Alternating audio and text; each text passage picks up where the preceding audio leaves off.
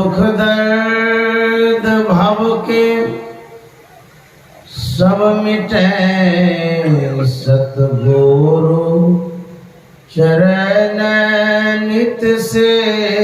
ये दुख दर्द भव के सब मिटे सतगुरु चरण नित से। गुरु भक्ति बिन कछु ना बने नहीं सकल संतन कही। गुरु भक्ति बिन कछु ना बने। श्री सद्गुरु महाराज की जय। परमाराध्य सद्गुरु महाराज गुरुदेव महर्षि संत सेवी परमानंद जी महाराज, मंच पर उपस्थित पूज्य महेश्वर बाबा, हमारे कुशल वादक जयराम बाबा, सत्संग प्रेमी महानुभाव माता एवं बहनों, यह अझोर परना बेगूसराय मैं पहली बार आया हूँ। आपका दर्शन करके मैं बड़ा खुश हो रहा हूँ। आप बड़े अच्छे सत्संग प्रेमी हैं, पुराने भी हैं, प्रबुद्ध भी हैं, और यह सत्संग आज से नहीं 2013 ईस्वी से ही होते चला आ रहा है। हमारे इस आयोजन के आयोजक हैं डॉक्टर श्री दिनेश प्रसाद पासवान बाबा, और उनके बड़े भाई हैं अवधेश पासवान बाबा। अपनी माँ और पिता की स्मृति में यह पुण्यतिथि प्रत्येक वर्ष मनाते आ रहे हैं। इनके पिताजी हैं रामकिशन पासवान जी और माताजी गिरिजा देवी। मैं इन दोनों पुण्यात्मा को नमन करता हूँ, श्रद्धांजलि अर्पित करता हूँ। माता पिता का संस्कार पुत्र पर पड़ता है। इनकी माँ संस्कारी होंगी, इनके पिताजी भी संस्कारी होंगे, इसीलिए डॉक्टर साहब जैसे सुपुत्र और हमारे अवधेश बाबू जैसे सुपुत्र को जन्म दिया है। मैं इन दोनों के लिए भी शुभकामना मंगल कामना करता हूँ। मुझे आपने आमंत्रित करके बुलाया, यह मेरा सौभाग्य है, और आप मुझे सुनना चाहते हैं, बड़ी खुशी की बात है। मेरे पास जो भी ज्ञान है, बोध है, समझदारी है, सिर्फ भौतिक ज्ञान है, साहित्य का ज्ञान है, बाहरी ज्ञान है, जो मैंने सत्संग से सुना और सीखा है। अभी हम लोग जिस आयोजन में उपस्थित हैं, यह श्राद्ध या पुण्यतिथि का अवसर है। श्राद्ध तभी मनाया जाता है जब किसी न किसी की मृत्यु होती है। जीवित आदमी का श्राद्ध नहीं मनाते। हमारे बीच जो दो पुण्यात्मा हैं, डॉक्टर साहब के माता पिताजी, आज हमारे बीच में नहीं है। बरसों हम लोगों के बीच से चले गए, इसीलिए उनकी याद में स्मृति दिवस हम लोग मनाते रहते हैं। यह संसार ही ऐसा है कि एक न एक दिन सबको यहाँ से जाना पड़ता है। और जो जीवित हैं वो अपने आप को अमर समझते हैं, लेकिन संसार छोड़ना ही पड़ेगा।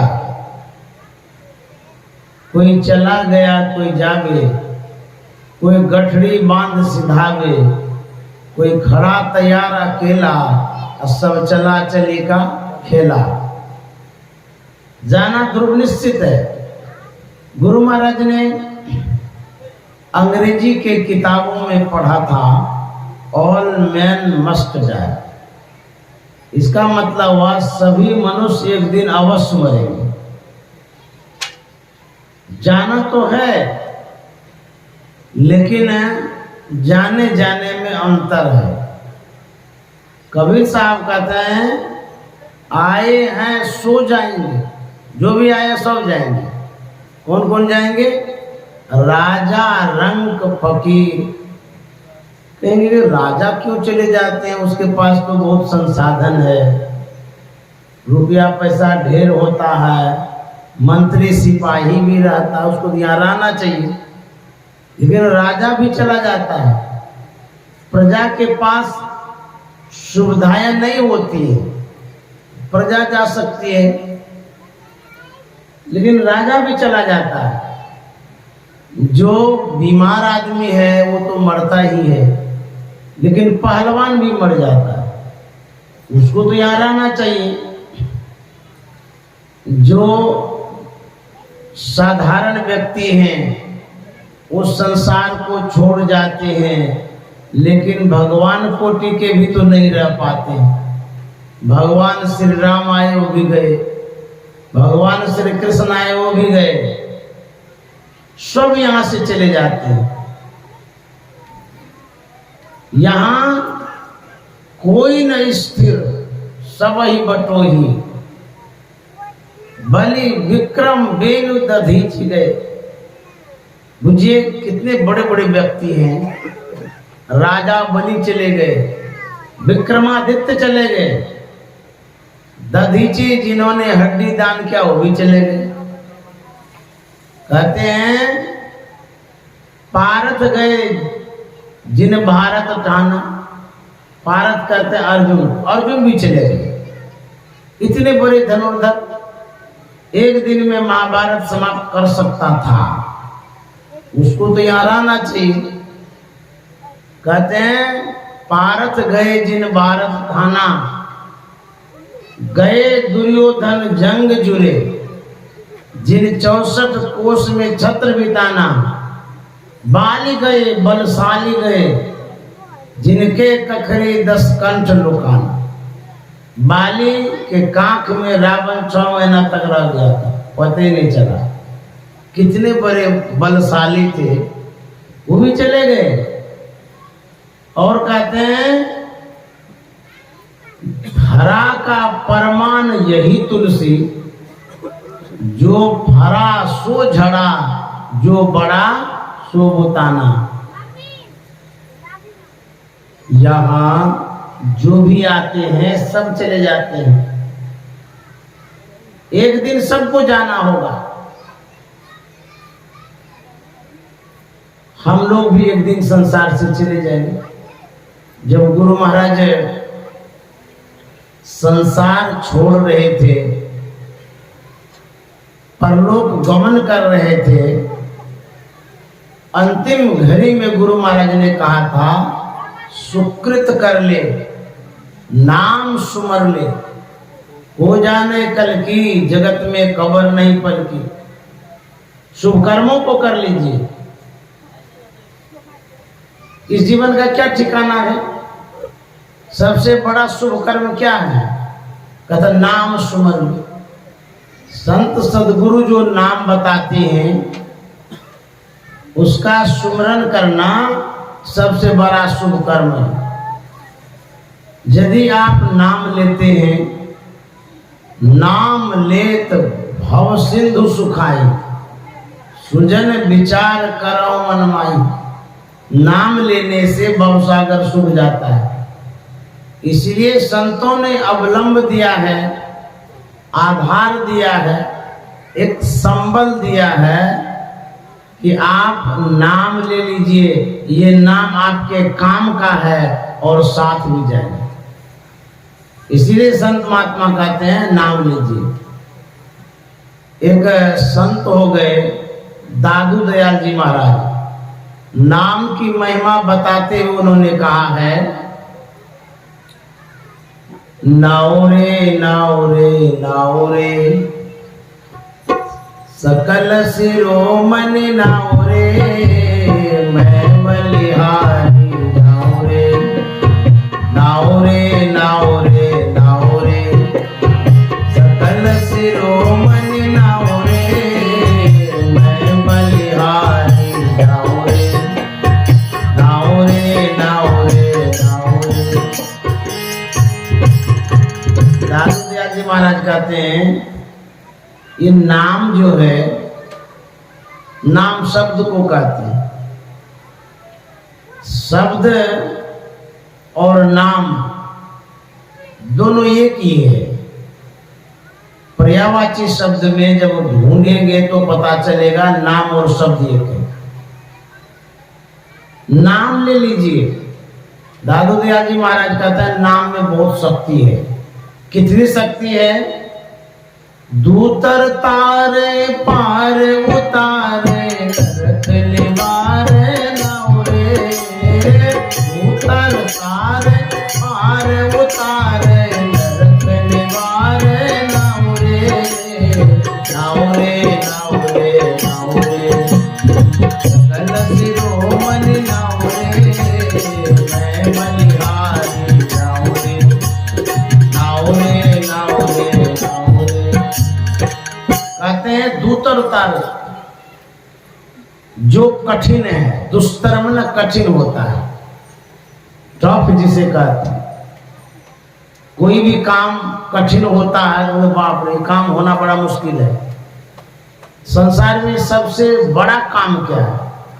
भवसागर से पार करना सबसे बड़ा काम, सबसे संभव नहीं है। दादू दयाल जी महाराज कहते हैं भले असंभव हो, लेकिन जो नाम को लेगा उसके लिए संभव हो जाएगा। दूतर उतारे, पार उतारे और नरक निवारे नाम, नरक से निवारण करता है, उबारता है नाम। इतनी बड़ी महिमा है।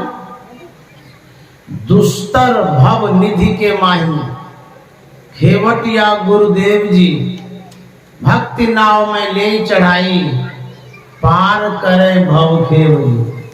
दुस्तर क्या है? भवसागर पार होना। नाम का काम है भवसागर से पार करा देना। राम जपो राम जपो राम जपो बाबरे, राम जपो राम जपो घोर भव निधि नाम निजे नाम रे, घोर भव निधि राम जपो राम जपो राम जपो बाबरे, घोर भव निधि नाम निजे। गोस्वामी जी कहते हैं ए बाबरे, ए पगले, कहां तुम भूला हुआ है? किन वस्तुओं में तुम अटक गया है? किस जड़ को तुम जमा कर रहे हो? अरे अनमोल रतन नाम है, नाम ले लीजिए। गोस्वामी जी कहते हैं नाम निज नाव है। निज नाव मतलब अपनी नाव। जैसे आप नदी पार करना चाहते हैं, यदि आपके पास अपनी नाव हो, जब मन तब पार हो जाएंगे। दूसरे की नाव होगी, उसका मन होगा तो पार करेगा, नहीं तो नहीं करेगा। भवसागर से पार होने के लिए निज नाव, अपनी नाव नाम है। दादू दयाल जी महाराज कहते हैं यह नाम जो है धूतर उतारे, पार उतारे, नरक निवारे नावरे। और क्या करता है नाम? तारनहारा भोजल पारा, निर्मल सारा नावरे।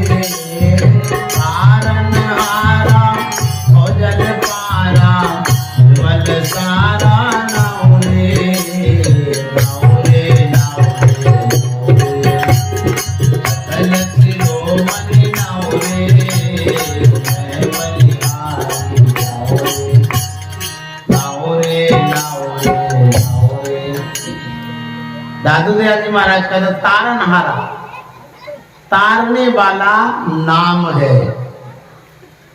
कहते हैं तारनहारा भोजन पारा निर्मल सारा नाम, आपको पवित्र करने वाला नाम है। आप कोई भी शुभ कार्य, धर्म का काम आप पाप से निवृत्ति के लिए, छूटने के लिए करते हैं। जैसे कि पूर्णिमा में चले जाते हैं गंगा स्नान करने के लिए, क्यों? आपके द्वारा जो पाप हो गया है, बहुत तरह का पाप होता है, विचारों से पाप होता है। उसके बाद आपके द्वारा हाथ से भी पाप होता है, पैर से भी पाप होता है, पाप होते ही रहता है। किसी को कष्ट आप देते हैं, किसी को कोसते हैं, आप अपमानित करते हैं, ये भी पाप है। तो ढेर पाप जमा हो जाता है। अब गंगा जी में जाते हैं धोने के लिए, लेकिन जिस पाप को आप धोने जा रहे हैं वो पाप साधारण नहीं है जो धुल भी जाएगा। धोते किसको है? शरीर को धोते हैं। अब पाप कहाँ पर स्टोर हो गया, कहाँ पर जमा हो गया है? मन में हो गया है, हृदय में हो गया है, मस्तिष्क में भर गया है पाप। अब पाप कहीं और जमा है, धोते वहां शरीर को है। गंगा जी में नहाने से पाप से मुक्ति नहीं मिलेगी। तब मान लिया जाए आपके पास एक कंबल है या कपड़ा है, यदि आप सही पात्र में उस कंबल या कपड़े को नहीं रखेंगे, कोई रंग नहीं चढ़ सकता है। उसी तरह से मन को धोने के लिए आपको कहाँ जाना होगा? सत्संग में, संत सदगुरु के शरण में साधना करनी होगी, क्योंकि मन भीतर में है। ये नाम क्या करता है? कहते हैं पाप से मुक्ति दिलाता है। नाम के बिना जितना धोना चाहते हैं पाप को, कभी नहीं धुलेगा। शरीर धुल जाएगा, शरीर की गंदगी दूर हो जाएगी, लेकिन मन का जो पाप है वो नहीं धुलेगा। क्योंकि कपड़ा जब धोते हैं तो हाथ से रगड़ते हैं, तब न गंदगी निकलती है। तो मन को आप पकड़ेंगे, रगड़ेंगे, तब तो मन की गंदगी निकलेगी। अब मन को धोने का पानी कहाँ है? बाहर के पानी में तन धोते हैं, लेकिन अंदर के पानी में, गुरुवाणी में मन को धोते हैं। अंतर का जो शब्द है, हमारे अंदर में जो शब्द हो रहा है, उन शब्दों के द्वारा मन को धोते हैं। दादू दयाल जी महाराज कहता दूतर तारे पार उतारे, नरक निवारे नावरे, तारनहारा भोजन पारा और निर्मल सारा नावरे। नाम की महिमा बताते हुए दादू दयाल जी महाराज और क्या कहते हैं? सब सुख दाता अमृत राता, दादू माता नवरे। सब सुख दाता अमृत राता, दादू माता नवरे। नवरे नवरे नवरे गलत मन नवरे, मैं बलिहारी नवरे। नवरे नवरे नवरे सकल शिरोमणि नवरे, मैं बलिहारी। आप संसार में सुबह से शाम तक जो प्रयास करते हैं, प्रयत्न करते हैं, किस लिए? सबसे पूछेंगे आप इतना किस लिए कमाते हैं? सुख के लिए। आप जो कुछ भी करते हैं सुख ढूंढते हैं, खोजते हैं, सुखे के लिए प्रयास करते रहते हैं। दादू दयाल जी महाराज कहते हैं यदि आप नाम लेंगे, नाम यदि लिख दिएगा तो सब सुख दाता, A to Z, एक सुख नहीं, सब सुख, लौकिक सुख, पारलौकिक सुख, जो भी सुख आप चाहते हैं सब सुख मिलेगा। सब सुख दाता, अमृत राता, अमर करने वाला नाम है। और कहते हैं दादू माता नाम को माँ की संज्ञा मिली है। माँ कैसी होती है? अपने बच्चों के लिए हर क्षण ख्याल रखती है, सुख सुविधा प्रदान करती है। जो भी चाहिए माँ बच्चों के लिए प्रयत्न प्रयास करती रहती है। कहते हैं जो कोई व्यक्ति नाम के शरण में जाएगा, नाम लेगा, माँ की भूमिका नाम निभाता है। सब सुखदाता, अमृत राता, दादू माता नौरे, सब सुखदाता अमृत राता, दादू माता नौरे, सब सुखदाता अमृत राता, दादू माता नौरे, नौरे नौरे नौरे, सकल शिरोमणि नौरे, मैं बलिहारी नौरे, नौरे नौरे नौरे। परमाराध्य सदगुरु महाराज ने जो नाम को पकड़ा, जो नाम लिया, कोई चीज की कमी रही उनके जीवन में। भौतिक संपदाएं अपार आती रही और सुख कितना मिलता था। कई सेवक होते थे, हर क्षण हर वक्त सेवा में हाजिर रहते। गुरु महाराज ने नाम को कमाया और रुपया पैसा नहीं कमाए, उस नाम के प्रताप से अपने आते चला गया। उसी तरह से जो कोई नादानुसंधान की क्रिया करेंगे, सार शब्द की उपासना करेंगे, अंतर ध्वनि को जो सुनने लगेंगे, उनके अंदर में इतनी पवित्रता, इतनी शुद्धता आ जाएगी, लक्ष्मी चारों तरफ घेरती रहेगी उसको। आप देखिए कितनी सिद्धियां आ जाती है। हम लोग तो उतने बड़े साधक हैं नहीं, हम लोग तो सिर्फ प्रवचन करते हैं, फिर भी लक्ष्मी कितनी आती रहती है। जो कोई नाम लेगा, ध्यान करेंगे बढ़िया से, उसको कोई चीज की कमी नहीं रहेगी। हम लोग अभी सुन रहे थे, नर समान नहीं कवनी देही, जीव चराचर जाचत जेही। गोस्वामी जी कहते हैं मनुष्य का जो शरीर है, इस शरीर के समान और कोई शरीर नहीं है। मनुष्य का शरीर सब प्राप्त करना चाहता है, जानवर भी, देवता भी, मनुष्य शरीर के अतिरिक्त जो भी है सब पाना चाहता है, लेकिन मिलता किसी को नहीं। गोस्वामी जी कहते हैं इस शरीर में 3 सीढ़ियां हैं, नरक, स्वर्ग, अपवर्ग, निसेनी। निसेनी में ना सीढ़ी। आप अपने छत पर आते हैं, सीढ़ी से आते हैं, वो सीढ़ी सीमेंट की बनी है, छड़ से बनाए हैं। बहुत लोग बांस की सीढ़ी बनाते, बहुत लोग स्टील का बनाते हैं। अलग अलग सीढ़ियां होती हैं, सीढ़ी से ही चढ़ कर के हम ऊपर जाते हैं।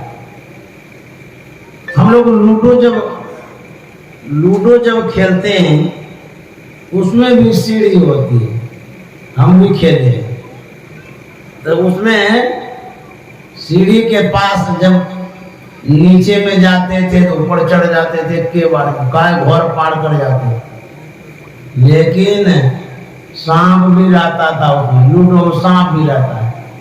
पता नहीं क्यों दे दिया सांप को, सीढ़ी दिया ठीक है किया, सांप को दे दिया। बड़ा कंपनी वाला गड़बड़ काम किया।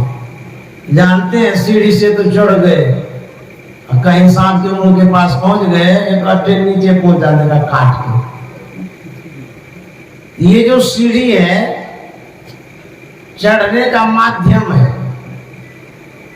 तो गोस्वामी जी कहते हैं 3 तरह की सीढ़ियां होती हैं, नरक, स्वर्ग, अपवर्ग। अंधकार जो हम लोग देखते हैं वह नरक की सीढ़ी है, बांस की सीढ़ी नहीं। कहते हैं अंधकार रूपी सीढ़ी, नरक ले जाने की सीढ़ी। उसके बाद जो प्रकाश अंदर में है वो स्वर्ग की सीढ़ी है। जो साधक प्रकाश में चला जाता है स्वर्ग की सत्ता में वो स्थापित हो जाता है। उसके बाद मोक्ष मुक्ति, वो जो सीढ़ी है वो शब्द की सीढ़ी है। गुरु सीढ़ी ते उतरे, कबीर साहब कहते हैं शब्द भी ना होए ताको काल घसीटी है राखी सके नहीं को। गुरु भी अपनी सीढ़ी बना के रखते हैं। आप भी अपने घर में सीढ़ी लगाए, गुरु के पास सीढ़ी है शब्द की, वो लकड़ी बांस की नहीं, सीमेंट की नहीं, शब्द वाली सीढ़ी। अब देखिए कितनी सूक्ष्म सीढ़ी है। उस सीढ़ी से सदगुरु महाराज मोक्ष को जाते हैं, मोक्ष की ओर जाते हैं। आप मकड़ा को देखेंगे, मकड़ा जो है वह तार लगाता है, उजला उजला तार होता है, अपने मुंह से निकालता है, धीरे धीरे नीचे आता है, उसी तार से ऊपर चला जाता है। उसी तरह से संत महात्मा जो होते हैं शब्द की सीढ़ी से ऊपर चले जाते हैं। लेकिन जो उस सीढ़ी से उतर गया, शब्द की सीढ़ी से, कबीर साहब कहते हैं ताको काल घसीटे, काल घसीटेगा उसको, राख सके नहीं को। ये जो तीन तरह की सीढ़ियां हैं, तीन तरह के व्यक्तियों के लिए है। जैसे नरक की ओर कौन जाएंगे, नरक सीढ़ी से चढ़ के नरक जहां है वहां जाने के लिए जो सीढ़ियां बनी है कौन जाएंगे। गोस्वामी जी कहते हैं ते नर नरक रूप जीवत जग भव भंजन पद विमुख भागी नहीं सत्संग भजन नहीं हरि को श्रवण न राम कथाय अनुरागी। ते नर नरक, नरक कौन जाएंगे। गोस्वामी जी स्पष्ट कहते हैं जो सत्संग नहीं करता है, भगवत भजन नहीं करता है, ईश्वर को नहीं मानता है, जो नास्तिक है, सिर्फ संसार में ही लगा रहता है, उसके लिए नरक की सीढ़ी है। दे नर नरक रूप जीवन। जो सत्संग भजन करते हैं उनके लिए स्वर्ग की सीढ़ी है। जो नादानुसंधान की क्रिया करते हैं, सार शब्द की साधना करते हैं, उसके लिए मोक्ष की सीढ़ी है। इस तरह से हम लोग सीढ़ी से जाते हैं। जब रावण के पास विभीषण था, रावण की विचारधाराओं को जान करके विभीषण मंत्री होने के नाते सलाह दिया कि आप जो कर रहे हैं ठीक नहीं है।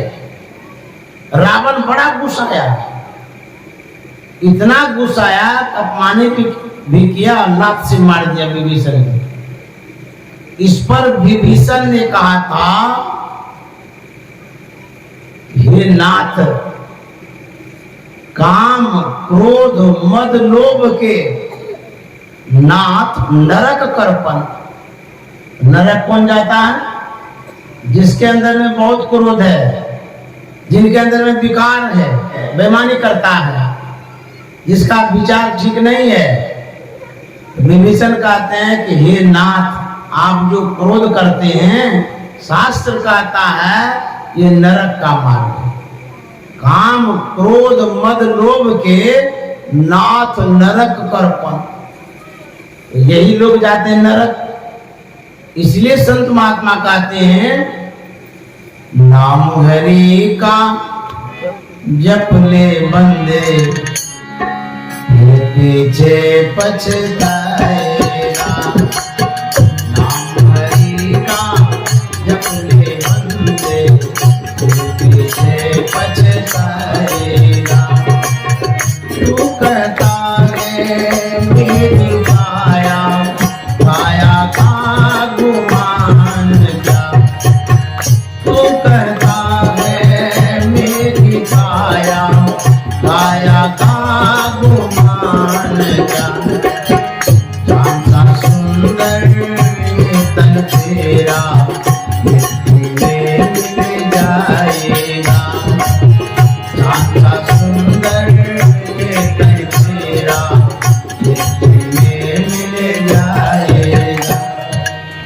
साहब कहते हैं नाम ले लीजिए भगवान का, क्योंकि यही नाम आपके काम में आएगा। यदि आप नाम नहीं लेंगे, इतना सुंदर शरीर मिला हुआ है, इस शरीर का आचार नहीं बनेगा बाद में। जिस दिन शरीर छूट जाएगा उस दिन इनकी दुर्दशा हो जाएगी। आप तो देखेंगे नहीं, क्योंकि जो मर जाता हो क्या देखेगा। आप भी देख लीजिए कि शरीर की क्या दशा होती है। श्मशान घाट ले जाता है और आग लगा देता है, फूंक देता है शरीर में, उसके बाद नहीं जलता है सही से, कच्चा बांस से पीटता है, वो मारता है, माथे में मारता है, खोपड़ी को फोड़ देता है। क्यों? इसलिए इस खोपड़ी को संत के चरण में नहीं झुकाया है। इतना सुंदर सर है, सर कहलाती है। यदि इस सर को संतों के चरण में नहीं झुकाएंगे, ये सर सड़ जाएगा। कबीर साहब कहते हैं पांचों नौबत बाजती, होद क्षति सो राग, सो मंदिर खाली पड़ा, बैठन लागे काग। तो वहां बैठेगा इस पर मरने के बाद, कुत्ता पेशाब करेगा। ये शरीर ऐसा है, इसलिए इस शरीर से जो शुभ काम हो, सही काम हो, सत काम हो, उसको कर लेना चाहिए, अन्यथा ये किसी काम का नहीं है। एक युवती थी,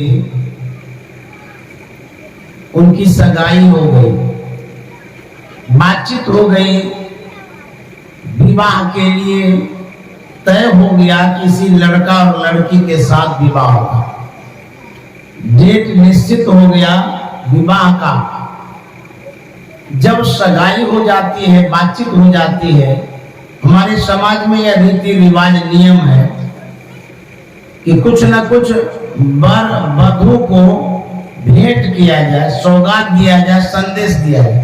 जैसे लड़के पक्ष वाले को कपड़ा देते हैं, रुपया देते हैं, फल फूल देते हैं, लड़का वाला भी लड़की को भेंट करते हैं। जो भी हमारे समाज में सम्मान करने की रीति रिवाज है, लड़का के मन में होता है कि हमारी होने वाली जो पत्नी है उसको फर्स्ट गिफ्ट देंगे, पहली भेंट बेशकीमती भी देंगे, याद भी रखेगी। क्या मन में सोचने लगा, लड़का सोचता है लड़कियों के लिए जो आभूषण होता है बड़ा अच्छा होता है, यदि उसको आभूषण भेंट करेंगे तो बड़ी खुश हो जाती है, क्योंकि उससे उसकी शोभा बढ़ती है। वह लड़का सोचता है कि हम एक नथिया भेंट करेंगे, फर्स्ट गिफ्ट में पहली भेंट बेशकीमती नथिया भेंट करेंगे, वो लड़की भी याद रखेगी। गया सोनार के पास, उनसे बोला कि हम अपनी धर्म पत्नी को एक नथिया भेंट करना चाहते हैं, बेशकीमती द्रव्यों का आभूषण बना करके हमको दीजिए। सोनार बना दिया नथिया, लड़का वह ले लिया नथिया, पत्नी के नाम से पार्सल करता है, भेजता है उनके पते पर। जैसे उस लड़की को वह नथिया प्राप्त होता है, देखते ही वो तो नाचने लगी, बोली बाप रे बाप, हमको नथिया भेंट किया है, अभी तो शादी भी नहीं हुई है, कितना अच्छा लड़का है, अभी इतना मानता है तो बाद में कितना मानेगा। जो कुंवारी लड़की है वो सोचती है अभी इतना मानता है तो बाद में कितना मानेगा। लेकिन जिनकी शादी हो गई है उनसे पूछ लीजिएगा अभी कितना मानता है। हाँ, जो ख्वाब में रहते हैं ना इतना मानेगा, शादी जिनकी हो गई है उनसे मिल लीजिए, पूछते रहिएगा आपको कितना मानता है, कहाँ मानता है। एक को ने भेंट देता है, कुछ भी सौगात नहीं देता है, अब बुझिए कहेंगे क्या सौगात देते रहेगा, जब शादी हो ही गई अब क्या देंगे? भेंट देनी चाहिए। यानी पत्नी को क्या भेंट देते रहेंगे, बराबर घरे में तो रहती है। अरे कभी बाजार जाते हैं, नहीं कुछ है देखो टॉफी खरीद के ला दीजिए, यदि उसको कहिएगा ना आपके लिए लाए हैं, बड़ी खुश हो जाएगी। अच्छा मेरे लिए टॉफी लाए हैं, साधारण सी भेंट है। जब कुछ प्रदान करते हैं, अरे भगवान को तुलसी दल ही तो देते हैं, उसमें भगवान खुश जाते हैं। और परिवार में कुछ ना कुछ भेंट दिया करे, गिफ्ट कुछ दीजिए, इससे घर का वातावरण बड़ा सौहार्दपूर्ण होगा, प्रेम बढ़ेगा, इससे मान सम्मान भी होता है। हम लोग कहीं शादी विवाह में जाते तो भेंट देता है, कोई रुपया देता है, कोई फल देता है, कोई कपड़ा देता है। भेंट देने से प्रेम बढ़ता है। लड़की कहती है अभी इतना मानता, बाद में कितना माने। अपनी खुशियों को जाहिर करने के लिए वह अपने सखियों के बीच जाती है और नथिया दिखाती है और कहती है देखिए हमारे पतिदेव कितने अच्छे हैं, हमारे लिए पहली भेंट में नथिया भेजे, हम बड़े खुश नसीब हैं।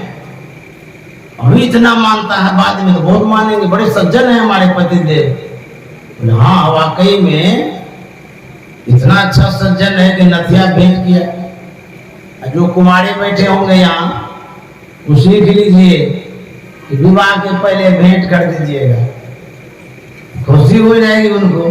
और जिनकी शादी हो गई है वो भी सीख लीजिए कि पत्नी को बीच बीच में भेंट किया करिए, दिया करिए, कुछ भी रुमाले दे दीजिए।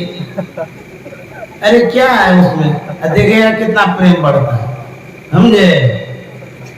तो जो सखियां थी वो भी बड़े खुश हुई, बाप सही में पहली भेंट मिला है तुमको नथिया।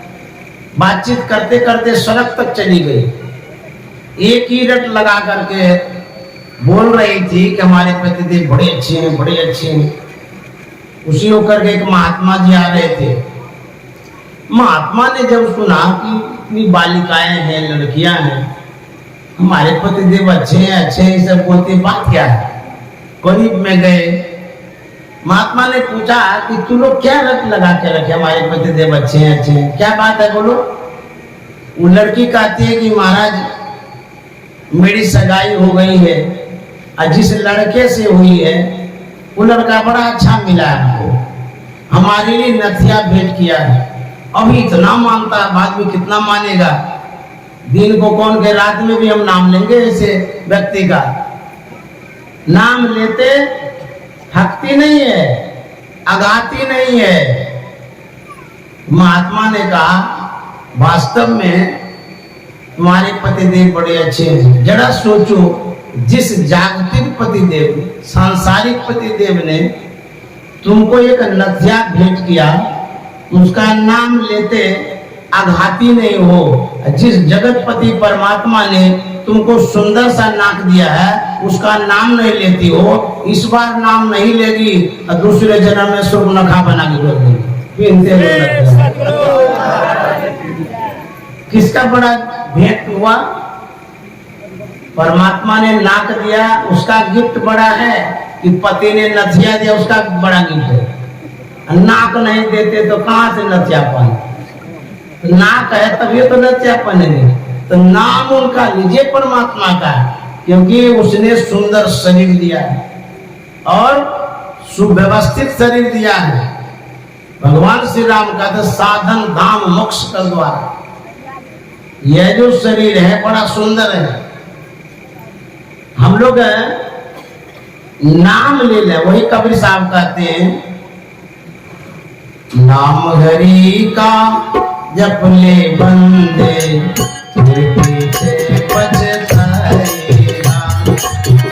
नाम हरि का जप ले बंदे, पीछे पछताएगा। वहाँ से क्या तू लाया बनने, यहाँ से क्या ले जाएगा। वहाँ से क्या तू लाया बंदे, यहाँ से क्या ले जाएगा। मुट्ठी बांधे आया जग में, हाथ पसारे जाएगा। मुट्ठी बांधे आया जग में, हाथ पसारे जाएगा। नाम हरि का जपने बंदे, कबीर साहब कहते हैं वहां से क्या तू लाया बंदे। वहां कहाँ है, वहां मतलब कहां से। माँ के गर्भ से जब बाहर हुए थे, हाथ में क्या था, मुट्ठी बंधी हुई थी, लेकिन साथ में कुछ नहीं था। जब बच्चा जन्म लेता है तो मुट्ठी बंधी रहती है। माँ के मन में होता कुछ लाया तो जरूर होगा, मुट्ठी बांध के रखा है, बच्चा कुछ लाया होगा। जब माँ मुट्ठी खोलती है ना, उसमें कुछ नहीं मिलता है। मतलब बेवकूफ कहेगा, काहे तो मुट्ठी बांध के रखा है, तुम्हारी मुट्ठी में तो कुछ भी नहीं है, खुला फैला के रखना चाहिए, मुट्ठी बांध करके आया है। माँ क्या करती है, तेल लगा लगा के इतना पिछाड़ती है, हाथी सीधा कर देगा, आगे मुट्ठी बंधी रहेगी। बच्चा लाया जरूर है, लेकिन किसी को पता ही नहीं चलता क्या लाया है। बच्चा कहता है कि माँ मैंने तो लाया है, तुम परख नहीं पाती हो, पहचान नहीं पाती हो कि मेरे साथ क्या क्या आया है। अरे अनमोल तन में लाया हूं और इस शरीर में संसार पर विजय प्राप्त करने का साधन लाया हूं। बहुत मेरे पास शक्ति है, मैं इंद्रियों पर विजय प्राप्त कर लूंगा। भगवान ने हमको शक्ति दे करके भेजा है, लेकिन माँ बाप संसार में लगा लगा करके सब शक्ति को शेष कर देता है। खाए के लिए वो भजन करेगा और उस शक्ति का सदुपयोग करेगा। शक्ति लेके आया इसलिए मुट्ठी बंधी है, लेकिन हम आप उस बच्चे को सही मार्गदर्शन नहीं करते, सही दिशा की ओर नहीं ले जाते हैं। इसीलिए खाली हाथ आए थे और खाली हाथ जाता है। कबीर जब हम पैदा हुए जग हंसे हम रोए, लेकिन ऐसी करनी कर चलो हम हंसा जग रोए। ऐसा काम करके जाइए कि आप हंसते भी जाइए। वही काम ये है, नाम हरि का जप ले बंदे, पीछे पछताएगा।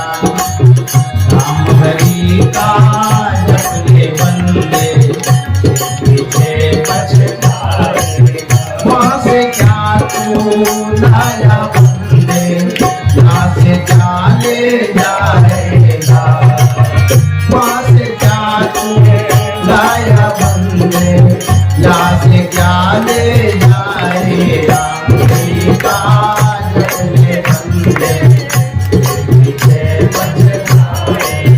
वहां से क्या तू लाया बंदे, यहाँ से क्या ले जाएगा। वहां से क्या तू लाया बंदे, यहाँ से क्या ले जाएगा।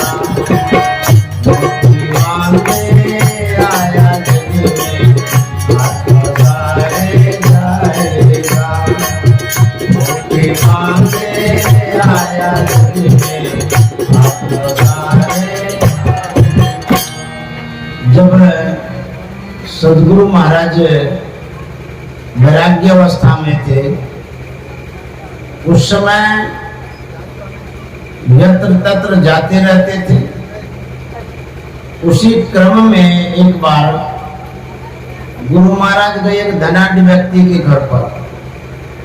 गांव का धनीमानी व्यक्ति था, बहुत अमीर, हाथी घोड़ा नौकर चाकर सब था, प्रतिष्ठित व्यक्ति था गांव का। जितने बड़े वो व्यक्ति थे उतने ही बड़े विनम्र भी थे, साधु से भी थे। गुरु महाराज को देख करके बड़े प्रसन्न हुए और गुरु महाराज को अपने आवास पर ठहराया, रखा गुरु महाराज का एक दिन वहां रहे, बहुत सम्मान किया गया गुरु महाराज का। जब गुरु महाराज को जाना था तो गुरु महाराज जब जाने लगे, वह जो धनाढ्य व्यक्ति था गुरु महाराज को सम्मान के ख्याल से कुछ दूर तक छोड़ने चले। जाते जाते एक सीमा भर गए। जब वह वृद्ध व्यक्ति घर की ओर लौटने वाला था तो उन्होंने गुरु महाराज से कहा, अब मैं अपनी गंतव्य की ओर जा रहा हूं, आप अपने ओर चले जाइए। उस समय गुरु महाराज ने उस बूढ़े से कहा था कि मेरी धृष्टता को क्षमा करें, तो मैं एक बात आपसे जानना चाहता हूं, पूछना चाहता हूं। उस धनाढ्य व्यक्ति ने कहा, आप तो महात्मा हैं, पूछिए क्या पूछना है आपको। गुरु महाराज ने कहा था, इस गांव में सबसे बड़े आदमी आप ही हैं, धन से भी बड़े हैं, मन से भी बड़े हैं और सम्मान से भी बड़े हैं। मैं जानना यही चाहता हूं कि आप जो हमको यहां तक छोड़ने आए, आप किसी गांव वाले को कहते वो छोड़ने आ जाता, परिवार वाले को कहते वो छोड़ देता, बेटे को कहते तो शायद आपकी बात नहीं काटते, वो आ जाता छोड़ने। लेकिन आप स्वयं आए हैं इतने बड़े आदमी होकर के, यही मैं जानना चाहता हूं आप क्यों आ गए। उस धनाढ्य व्यक्ति ने कहा था कि बाबा, मेरी अवस्था ऐसी हो गई है जैसे पका हुआ आम हो। मैं इतना बूढ़ा हो गया हूं, कभी भी संसार से टपक जाऊंगा, चला जाऊंगा, संसार छूट जाएगा। तो मेरे मन में हुआ कम से कम इस अवस्था में इस शरीर से साधु की सेवा हो जाए। धन तो धरा पर रह जाएगा, धन साथ ले जाएगा, लेकिन यदि इस शरीर से साधु की सेवा हो जाए तो मेरा यह शरीर सार्थक होगा। इसी भावना से आपको मैं यहाँ तक छोड़ने आया। देखिए, इस शरीर से आप यदि साधु सेवा करते हैं, यह शरीर सार्थक होता है, अन्यथा इस शरीर से और कोई काम नहीं होगा। सत्संग में, ध्यान में, साधु सेवा में यदि नहीं लगाते हैं, इस शरीर का कोई कीमत नहीं है। कबीर साहब कहते हैं, वहां से क्या तो लाया बंदे, यहाँ से क्या ले जाएगा। वहां से क्या तो लाया बंदे, यहाँ से क्या ले जाएगा। मुट्ठी बांधे आया जग में, हाथ पसारे जाएगा। मुट्ठी बांधे आया में, हाथ पसारे जाएगा। राम हरि का जपने बंदे, पीछे जब विश्व विजेता सिकंदर को यह पता चला कि भारत सोने की नगरी है, बड़ा लालची शासक था। मन में हुआ कि भारत को अपने कब्जे में कर लेंगे, बहुत अमीर हो जाएंगे। कई राज्य को कब्जा कर लिया, देश को कब्जा कर लिया, भारत पर भी कब्जा करना चाह रहा था। वह अपने गुरु के पास गया। सिकंदर ने कहा कि गुरुदेव, मैं भारत पर कब्जा करने जा रहा हूं। बोले क्यों? बोले भारत को यदि जीत लूंगा, मेरे पास बहुत धन हो जाएगा, सबसे बड़े आदमी हम कहलाएंगे, वहां बहुत सोना है। सुनते हैं कि भारत को सोने की नगरी कहा जाता है, बहुत हो जाएगा धन। इसी ख्याल से हम जाना चाहते हैं, आप आशीर्वाद दीजिए। उनके गुरुजी ने कहा, सिकंदर तुम जिस देश में जा रहे हो वहां सिर्फ सोना ही नहीं है, बल्कि उस देश में एक से एक संत हुए। यदि तुम जा ही रहे हो, किसी न किसी संत से मिलना और निवेदन करना, प्रार्थना करना, उसे बुला लेना अपने देश में। मेरे पास यदि वैसे संत आएंगे, भारत के संत आएंगे, मैं उनके चरणों में प्रणाम करके अपने भाग्य की सराहना करूंगा। वो एक से एक सिद्ध पुरुष होते हैं। सिकंदर आता है भारत में, लाहौर में अपना शिविर लगाता है, उसके साथ दल फौज भी था। वह अपने गुरुजी के कहे अनुसार महात्मा को ढूंढने लगे। अपने सिपाहियों को कुछ मोहरों की थैली द्रव्य दे करके भेजा कि आसपास में कोई महात्मा हो, उनके चरणों में चढ़ाना और बोलना कि सिकंदर बुला रहा है, ले आना, उनसे बातचीत करेंगे, आशीर्वाद लेंगे। आज्ञा पा करके उनके सहचर संत की खोज में निकले। वहीं पर जंगल में एक तपस्वी थे, संत थे, दांडायन ऋषि, बड़े पहुंचे हुए संत। वहां पर सिपाही जाता है और मोहरों की थैलियां चढ़ाता है। सिपाही कहता है, आपको सिकंदर बुला रहा है, ये जो हमने द्रव्य दिया इसको आप स्वीकार कर लीजिए। अंतर्यामी संत थे। उन्होंने कहा, ये द्रव्य मुझे नहीं चाहिए, इसी द्रव्य के लिए तुम्हारा जो मालिक सिकंदर है भारत आया है, उसी को दे दो, हमको इसकी आवश्यकता नहीं है। और सुनो, जहां तक रही जाने की बात, मुझे कोई आवश्यकता ही नहीं कि मैं सिकंदर के पास जाऊं। यदि वो बादशाह है तो अपने लिए है, हम भी बादशाह हैं। छा गई चिंता मिटी, मनवा बेपरवाह, जाको कछो न चाहिए, सोई शहंशाह। संत तो शहंशाह होते हैं, बोले हम नहीं जाएंगे। संत महात्मा किसी से डरते भी नहीं, काल से नहीं डरते, आदमी से क्या डरेंगे। बोले कि सिकंदर को बोल देना, यदि उनको आवश्यकता है वो मेरे पास आएंगे, मैं उनके पास नहीं जाऊंगा, हमको कोई जरूरत नहीं है। जाकर के सिपाही ने कहा कि ऐसे ऐसे महात्मा बोले। सिकंदर बहुत बड़ा आदमी था, लेकिन विनम्र भी था और सहनशील भी था। उसने कहा कोई बात नहीं, हम स्वयं जाएंगे मिलने के लिए। सिकंदर सोना चांदी हीरा जवाहरात एक थाल में सजाता है।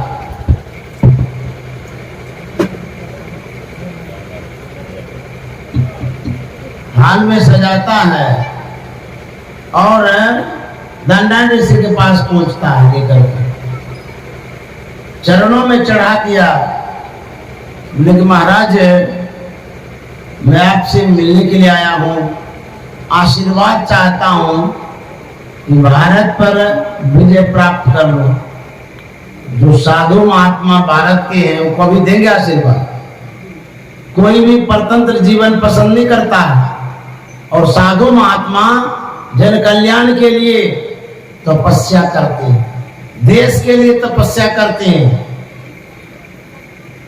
दांडायन ऋषि ने कहा, सिकंदर तुम जो मेरे पास आए हो, ये जो सोना चांदी हीरा हमको भेंट कर रहे हो, इसकी आवश्यकता हमें नहीं है। तू तो इसी लालच से यहाँ आया, तू अपने पास रखो। और कहा कि जहां तक आशीर्वाद की बात है, और आशीर्वाद तो दे सकता हूं, लेकिन भारत पर तुम विजय प्राप्त कर सकोगे, यह आशीर्वाद को भी दे दूंगा। और सुनो, तुम जिस ख्वाब से यहाँ आए हो, जिस ख्याल को लेकर के यहाँ आए हो कि सोने के नगरी को कब्जा करेंगे, तुमको आने में कितना समय लगा? सिकंदर ने कहा 6 महीना लगा आने में, उसमें साधन तो था नहीं। बोले सुनो सिकंदर, अब जो तुम यहां से लौटोगे, तुम्हारी आयु सिर्फ 3 महीने की बची है। अब तू घर भी लौट के जा सकता है और सोने की नगरी लेने आया। सिकंदर चौंक गया, बोला 3 महीने तक रहेंगे? बोला अब विशेष तू नहीं रह सकता है। कहने लगे कि बाप रे बाप, ये क्या हो गया? कहते हैं कि दंडानीसी से कि इतना कृपा कर दीजिए, मैं माँ से मिल लूं। माँ मेरी बड़ी प्यारी है, कम से कम माँ का तो मुंह देख लूं। बोले कि अब नहीं हो सकता है। सिकंदर कहता है आपको जितनी संपत्ति चाहिए मैं देने के लिए तैयार हूं, लेकिन इतना जरूर कर दीजिए कि मैं अपना देश जाकर के मां से मिल लूं। दंडायन ऋषि ने कहा सिकंदर, दुनिया की सारी संपत्ति यदि मेरे चरणों में रख दोगे, तुम्हारी जो शेष सांस है उसमें एक सांस नहीं जोड़ी जा सकती। सिकंदर कहता काश यदि ये मैं पहले जान जाता कि संपत्ति से बढ़कर के सांस होती है, तो मैं इस सांस को संपत्ति संग्रह करने में बर्बाद नहीं करता। आज मुझे एहसास हो रहा है सभी संपत्ति देने के बाद भी एक सांस नहीं मिल सकती। इसका मतलब है सांस ज्यादा कीमती है। संतों ने कहा सांस सांस में नाम सुमर ले, अवधि घटे तन की, जगत में खबर नहीं पन की। संपत्ति से बढ़कर के सांस की कीमत है। सिकंदर एहसास करता है, महसूस करता है, बाप रे बाप, यदि मैं पहले जान पाता सांस बेस कीमती है तो संपत्ति के पीछे दौड़ने करते। जिस संपत्ति को सिकंदर ने एकत्रित किया वह संपत्ति उसको अपने देश तक नहीं ले जा रहा है। वह संपत्ति मां तक मिलाने का काम नहीं कर रही है। संपत्ति तो ये है, लेकिन मां तक भी वो नहीं जा सकता है, क्योंकि 3 महीने की आयु है।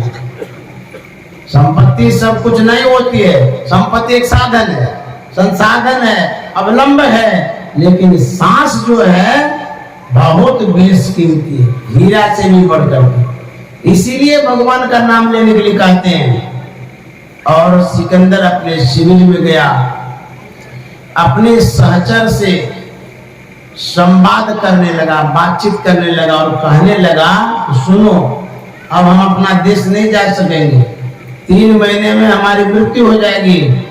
ऐसा करना, जब मैं मर जाऊंगा हमारे बॉडी को, शरीर को अर्थी पर सजा देना, बांध देना, लेकिन दोनों हाथ लटका देना नीचे। उसके सिपाही ने कहा बड़ा विचित्र लाश लगेगी, आज तक तो किसी का हाथ लटका हुआ रहता ही नहीं है। लटका कोई ले जाता है क्या? लाश को कस के बांधता है, और कच्चे धागा इसलिए बांधता है, कहीं जीवित हो गया तो सब संपत्ति ले लेगा। मर जाता है ना तो कच्चा धागा से बांधता, क्योंकि कोई कोई लाश ऐसी भी होती है जो जीवित हो जाती है, समझे? तो बोले बांध तो देना, दोनों हाथ लटका देना। बोले बड़ा विचित्र लाश लगेगा। हाँ, लटका हुआ हाथ रहेगा तो जरूर आश्चर्य से लोग पूछेंगे कौन सा शख्स है जिसका दोनों हाथ लटका हुआ है। पूछेगा तो लोग कहेंगे सिकंदर है। सिकंदर के विषय में जानेगा कि जब सिकंदर श्मशान घाट की ओर जा रहा है, इनके हाथ में 1 भी रुपया पैसा नहीं, कुछ भी नहीं है। सिकंदर को जब ले जा रहा था, एक कवि ने कल्पना करके कहा था, इकट्ठे कर यहाँ के जड़ धन, इकट्ठे कर यहाँ के जड़, सभी दुनिया के मालिक थे, सिकंदर जब गया दुनिया से दोनों हाथ खाली। लोगों को यह पता चलेगा जिस सिकंदर ने कितने को विधवा किया, कितना खून खराबा किया, कितने को अनाथ कर दिया, कितने को बेघर कर दिया, कितना लूटा घसेटा, कोई ठिकाना नहीं है। वह संपत्ति सिकंदर के साथ नहीं जा रही। लोगों को शिक्षा मिलेगी कि संपत्ति को एकत्रित करने में अनर्थ अन्याय मत करिए। जो संपत्ति सादगीपूर्ण, सत्यतापूर्ण संग्रहित होती है वही सही होती है। अन्यथा लूटेंगे, घसोटेंगे, गला छिप करके ले आएंगे, वो संपत्ति आपके काम में नहीं आएगी। कवि साहब कहते हैं, वहां से क्या तू लाया बंदे, यहाँ से क्या ले जाएगा, वहां से क्या तू लाया बंदे, यहाँ से क्या ले जाएगा। बांधे आया जग में, हाथ पसारे जाएगा। बांधे आया जग में, हाथ पसारे जाएगा। नाम लगेगा जपने बंदे, पीछे पछताएगा। नाम लगेगा जपने बंदे, पीछे पछताएगा। हम लोग कई अवस्थाओं से गुजरते रहते हैं। बाल अवस्था है, किशोरावस्था है, युवावस्था है, वृद्धावस्था है। इन अवस्थाओं में सब के सब बदलते रहते हैं, परिवर्तित होते रहते हैं। जो बाल अवस्था है वह जब अवस्थाएं बदल जाती हैं, किशोरावस्था में आप आते हैं, पुनः उस बाल अवस्था को ला पाते हैं। जब आप युवावस्था में आते हैं, किशोरावस्था को लौटा पाते हैं। जब वृद्ध अवस्था में आते हैं, क्या उस जवानी की अवस्था को आप प्राप्त कर पाते हैं? मान लिया जाए जवानी को खूब निमंत्रण दीजिए, बूढ़ा होकर के कोई बूढ़ा आदमी जाकर के जवानी से कहे कि तू लौट आओ, लौटने वाली है। एक बार जो चला गया सो चला गया। हम लोग जिस अवस्था में हैं वो अवस्थाएं घटती ही जाएगी और पुनः पूर्व वाली अवस्था नहीं आ सकती है। बालापन में खेला खाया, आई जवानी मस्त रहा।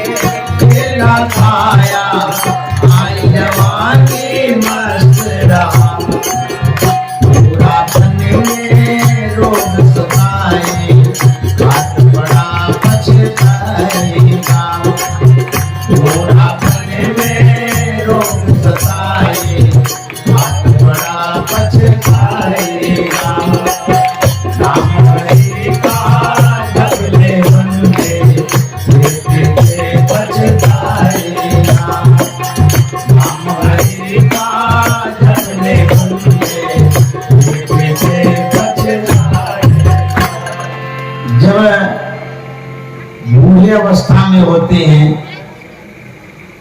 एक तो कमजोर अवस्था है, शारीरिक कमजोरी बढ़ जाती है। बुढ़ापे में खून बनना बंद हो जाता है, हड्डी में कैल्शियम की कमी हो जाती है, कहीं फिसल गए हड्डी पसली सब ये, बाथरूम में गिर गए तो कमरे टेढ़ी हो जाती है, हाथी टूट जाता है। एक तो बुढ़ापा, बहुत कमजोरी है और बीमारी दबाती रहती है। उस अवस्था में यदि आपके परिजन परिवार वाले कोऑपरेट नहीं करे, सहयोग नहीं करे, तो बूढ़ा को और पेन होता है, दर्द होता है, तकलीफ होती है, कष्ट होता है। मन मन बूढ़ा सोचता है इतना हम कमाए, जमा भी किए, और ये जो है हमारे सहयोगी साथी परिवार वाले पूछता भी नहीं, मान सम्मान भी नहीं करता है।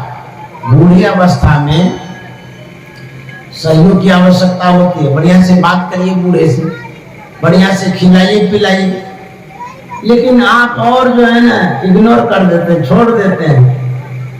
दादा रहता है खटिया पर, कराहते रहता है, और पोता रहता है खोता में, निकलता भी नहीं है। जानते क्यों नहीं निकलता है? खोता से क्यों निकलता है? दादा के पॉकेट में वो देखता है को पैसा नहीं, सोचता है कि ऐसे खाली दादा के पास जाके क्या करेंगे। सुनिए दादाजी, कुछ पैसा भी रखिए, टॉफी रखिए, पोता खुश रहेगा तो पानी पिलाएगा।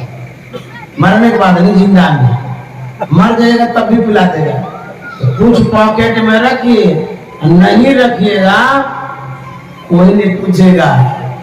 जगत में झूठी देखी, जगत में झूठी, जगत में झूठी देखी, जगत में अपने ही सुख सौ सब लागे, अपने ही सुख सौ सब लागे, यादारा क्या मिल जगत में झूठी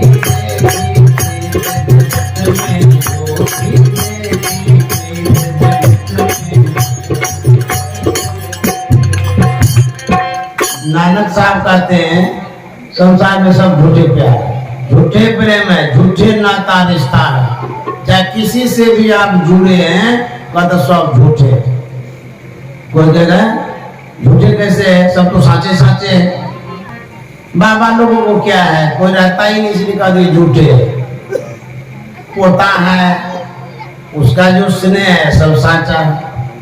गोस्वामी जी ने लिखा है, धीरज धर्म मित्र और नारी, आपद काल परखिए चारी। जब आप विपत्ति में होते हैं, संकट में होते हैं, उसमें आपको सही मित्र सहयोग करता है, धर्म भी सहयोग करता है। बहुत आदमी जब संकट आता है ना, धर्म करना छोड़ देते हैं। कहते हैं कि कितना हम स्तुति विनती करेंगे, सत्संग करेंगे, हमारे ऊपर तो पहाड़ गिर गया है दुख का। लेकिन नहीं, गोस्वामी जी कहते हैं विपत्ति में भी आप धर्म को पकड़े रहिए। आप यदि धर्म को पकड़े रहेंगे, वही विजय आपको दिला देगा, सब संकट भी दूर करेगा। और कहते हैं नारी, जो नारी बिचारी होती है वो विपत्ति में सहयोग करती है। मन का भेद किसी को नहीं कहना चाहिए, समझे। आपके मन में जो बातें हैं मने में रखिए, मन में रहना, भेद न कहना। बोलबा अमृत बानी, रहमन निजमन की व्यथा, मन ही राखो गोल, सुनेठ लगे लोग सब बांटने लगे कोल। तो फिर किसके सामने खोलेंगे? डॉक्टर के सामने खोलिए कि हमको ये बीमारी है। मित्र के सामने मन की बात खोल दीजिए। क्यों? वो उपहास नहीं करेगा, सहयोग करेगा। सब जगह यदि गठरी बांध के रखिएगा तो गड़बड़ हो जाएगा, कहीं कहीं खोलिए भी। जगत में झूठी देखी, जगत में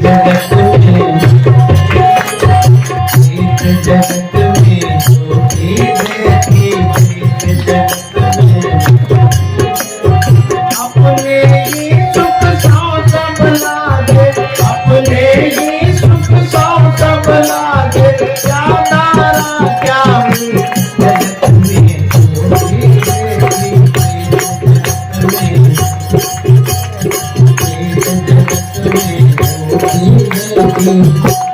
मेरो मेरो सभी कहत है सो मानो जी, मेरो मेरो सभी कहत है सो मानो जी।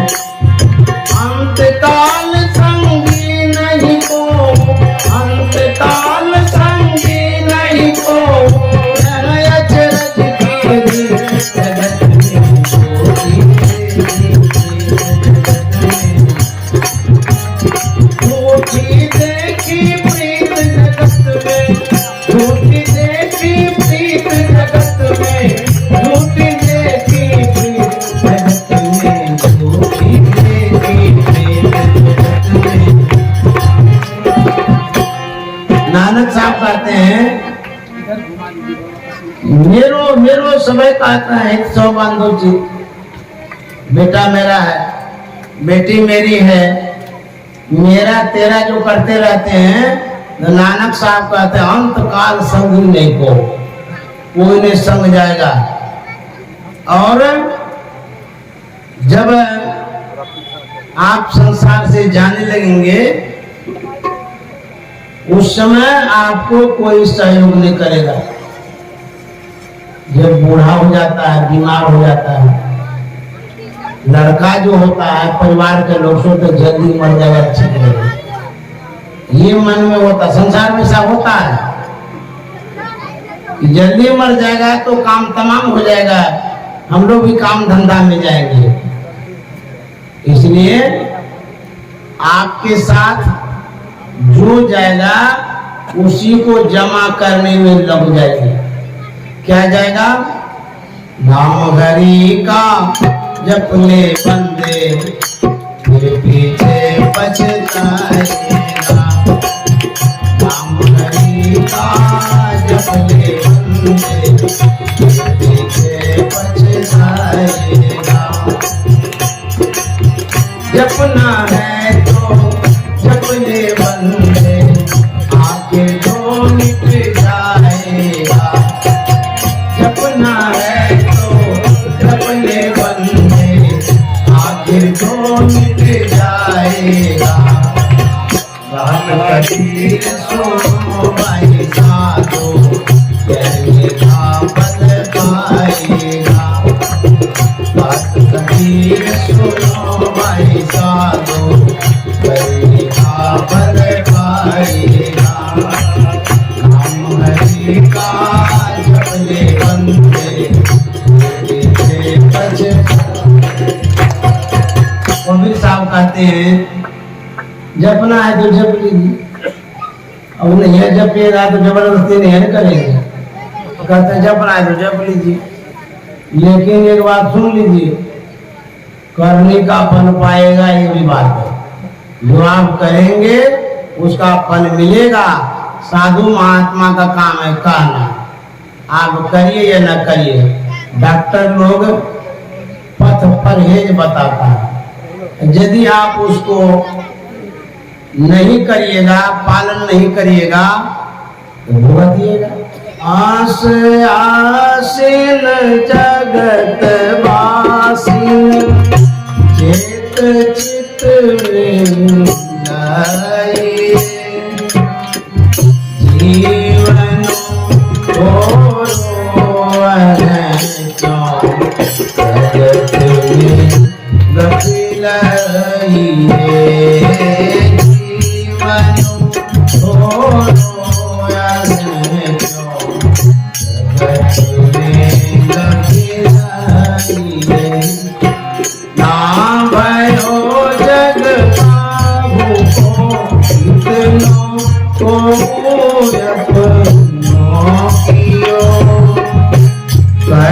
जतन जो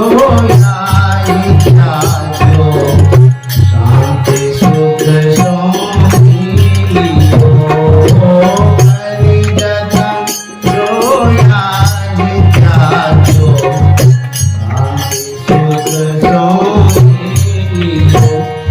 गुरु महाराज कहते हैं ऐ संसार में बसने वाले लोगों, महाशासिन जगतवासिन, चेत चित्त में लाई, सावधान हो जाइए। क्या सावधान गुरु महाराज करते हैं? कहते हैं जीवनो थोरो है, जीवन थोर है, जीवन थोर भया भव भोर, कहाँ धन जोर करोड़ कमाए। और क्या कहते हैं? जीव दया कर साधु की संगति, पाए अभय पद दास कहाए। जासन कर्म छिपावत हूं, सो तो देखत है घट में घट जाए। बेगी धरो सरणी धरणी, न आवत काल कमान चढ़ाए। गुरु महाराज कहते हैं ये जीवन थोड़ा है, छन छन पल पल समय सिरावे, नर तन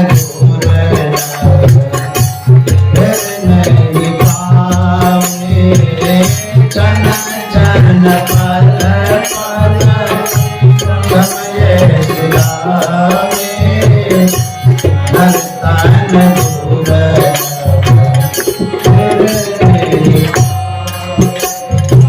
गुरु महाराज कहते हैं क्षण क्षण पल पल समय से क्षण मतलब माताएं लोग जब भोजन बनाती है तवा गर्म हो जाता है, कढ़ाई गर्म हो जाती है, उस गर्म बर्तन में जब पानी पड़ता है क्षण बोलता है। इसका मतलब है अल्पकालिक समय, बहुत कम समय को क्षण बोलते हैं। तो गुरु महाराज कहते हैं क्षण क्षण पल पल समय सिरावे, ये जो समय है समाप्त होते जा रहा है, एक एक पल। नर्तन दुर्लभ फिर नहीं पावे, मनुष्य का शरीर फिर मिलने वाला नहीं है। गुरु महाराज कहते हैं दुर्लभ है मानुष तन, करिए गुरु भजन, बिना रे भजन व्यर्थ जन्म गवाओ। इस बात को मन नहीं समझता, मन मानता ही नहीं है। नानक साहब कहते हैं जगत में झूठी देखी, जगत में झूठी देखी, जगत में झूठी देखी।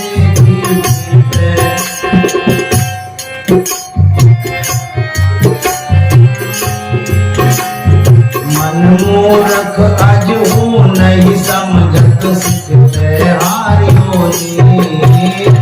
मन मूर्ख अजहू नहीं समझत सिखते हारियों ने। नानक भवजन पार पड़े जो नानक गावे प्रभु की गीत। जगत में जोगी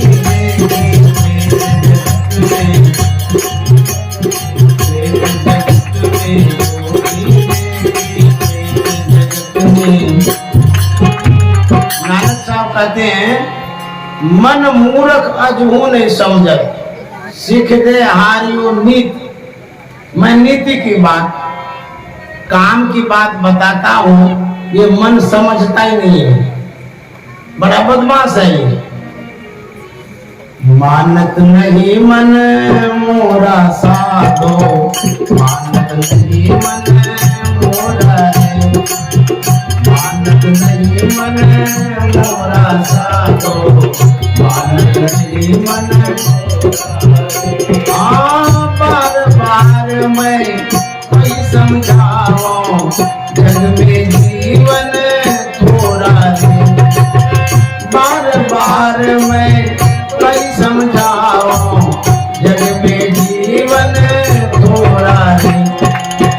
मानत नहीं मन मोरा साधो, मानत नहीं मन मोरा है, मानत नहीं मन मोरा साधो।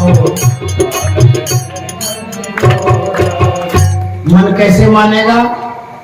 कहते हैं भूले मन को समझा लीजिए। कहाँ? सत्संग के बीच में आए के जी, अब की बेर नहीं चुकना 84 में जाके।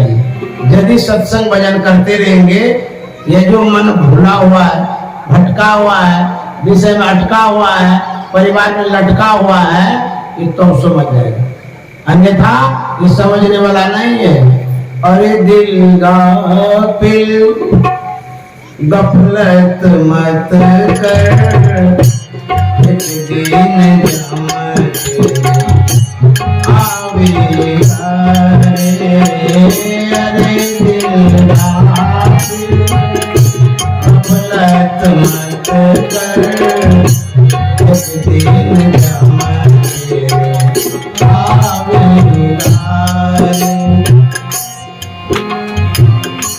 सौदा करने को या जग